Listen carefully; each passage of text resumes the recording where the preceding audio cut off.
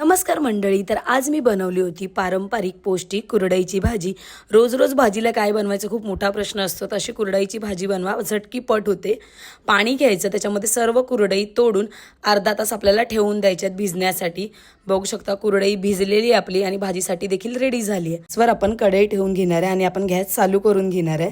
कढई गरम झाली की कढईमध्ये आपल्याला तेल ॲड करायचं आहे आणि तेल चांगलं गरम झालं की त्याच्यामध्ये आपण जिरा ॲड करणार आहे आणि बारीक चिरलेलं लसूण ॲड करायचं आहे आणि दोघांना व्यवस्थित तेलाबरोबर मिक्स करून घ्यायचं. त्याच्यानंतर येतो कांदा. कांद्याला देखील आपल्याला कलर चेंज होईपर्यंत मिक्स करून घ्यायचं तेलावरती.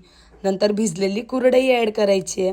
कुरडई ॲड करून झाली की ती देखील मिक्स करायची. त्याच्यानंतर त्याच्यामध्ये हळद, गरम मसाला, लाल तिखट मसाला सर्व मसाले मिक्स करून घ्यायचे. चवीनुसार मीठ ॲड करायचं आणि भाजी व्यवस्थित मिक्स करून घ्यायची. बघू शकता तुम्ही. व्यवस्थित मिक्स करून झाली की 2 मिनटं थोडीशी आपल्याला भाजी झाकून ठेवायची आहे. नंतर वरून कोथिंबीर ॲड करायची आणि आपली कुरडईची भाजी रेडी झाली आहे. खूप छान लागते. माझी तर ऑल टाईम फेवरेट. मला एवढी भाजी आवडते ना. एकदा नक्की बनवून बघा तुम्ही ही भाजी. एकदा बनवाल तर सारखं सारखं बनवून खाली भाजी एवढी छान लागते आणि पौष्टिक देखील आहे. तांदळाच्या कुरडईपासून बनलेली भाजी आहे ही. आणि अशाच नवनवीन रेसिपी पाहण्यासाठी माझ्या पेजला लाईक करा, शेअर करा, सबस्क्राईब करायला विसरू नका. अशाच नवनवीन रेसिपी मी तुमच्यापर्यंत पोचवत राहीन.